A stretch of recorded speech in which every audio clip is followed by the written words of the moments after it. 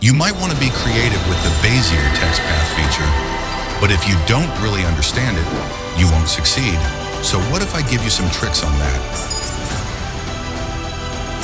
Hey everyone, this is Filmora Focus. Well, just relax and enjoy the episode as we start. Firstly, here is how the feature works before we get to some creativity.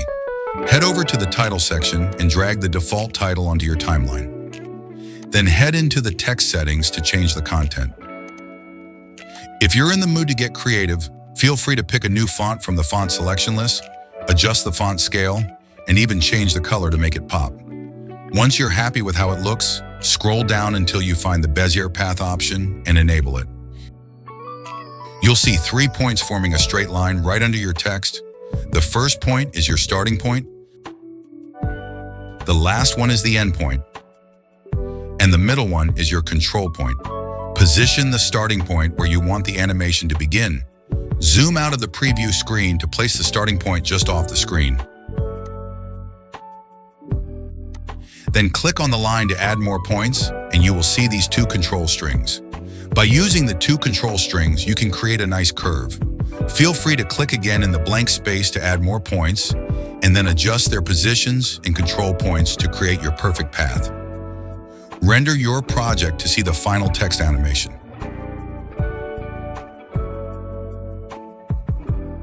Now, to allow more creativity, you'll need a reference image or video to help guide the text along.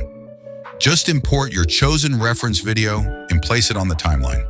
Head over to the title section and drag the default title onto your timeline, positioning it right above your reference footage. Make sure to stretch it so it matches the length of your footage. Next, use the text setting to customize the text, font, and font color. Then scroll down and enable the Bazier path.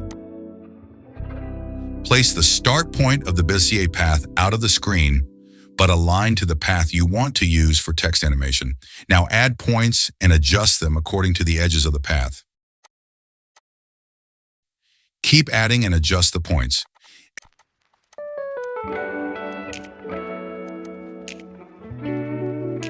Once you're happy with how it looks, head over to the Bazier path settings, where you can tweak the path offset to set the text position just right. You can also adjust the animation duration to control how fast it moves. And don't forget to use the animation loop option if you want it to repeat. Now duplicate the reference footage onto the timeline and use the AI portrait feature to isolate the subject, which will make the whole animation more dynamic.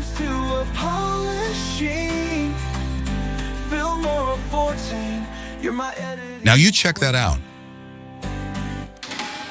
CapCut stumbles trying to race, but Filmora strides are full of grace. With AI cutouts and keyframe finesse, CapCut's confusion feels like a mess.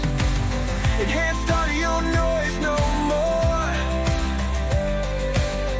Filmora opens every door. Color grading smooth and bright. With every touch, you set things right.